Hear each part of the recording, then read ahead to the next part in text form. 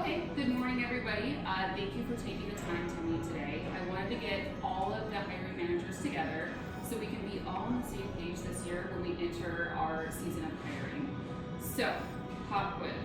Last year we hired 30 people. How many actually made it to the end of our holiday season?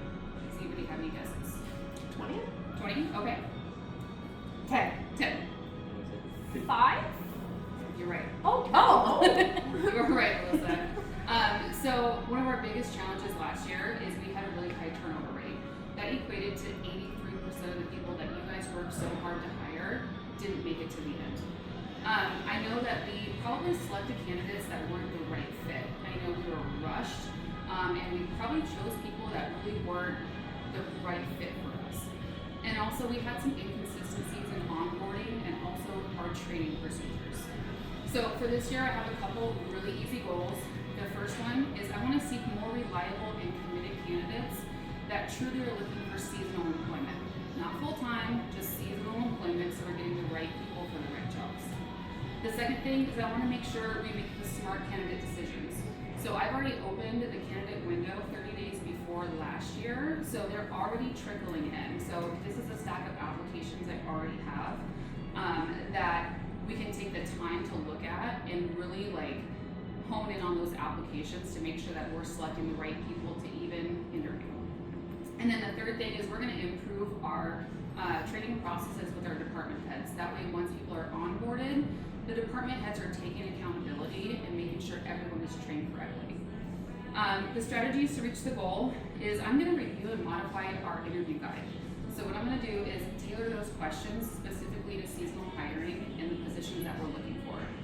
I'm also going to have you guys set clear expectations from the beginning. So during the interview, I want them to know what the expectations of them will be. That way when they do receive an offer of employment, they already know what we expect, and then they can decide whether they're going to meet those expectations or maybe go somewhere else. And then the third thing is we're going to standardize our training to include 30 and 60-day check-ins with management, just to make sure they're doing okay, they have what they need, and maybe see if any of those folks are actually looking for long-term employment, so maybe we can offer more positions at the end of our holiday season.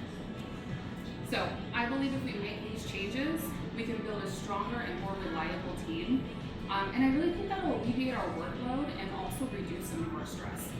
Last season brought a lot of clarity, but it brought a lot of frustration. But this time I think if we take action and we're proactive about it, we'll have better results. The difference won't be about luck, but more about the standard that we set. If we hold everybody to high expectations, including ourselves, and we hold ourselves accountable, it's going to trickle down for everybody. It's time to raise the bar, and we really don't want to just meet those expectations, we want to consistently exceed them. And that starts with the culture from their first encounter with people like you guys, making those calls, having those interviews, setting those expectations, and really setting the stage for potential seasonal or even long-term employment. So, before we go through this stack of applications, what questions do we have? Okay. Well, from here, let's break out into smaller groups. I'm going to give everybody 10 applications, and let's see what we got. Thank you guys. Appreciate it.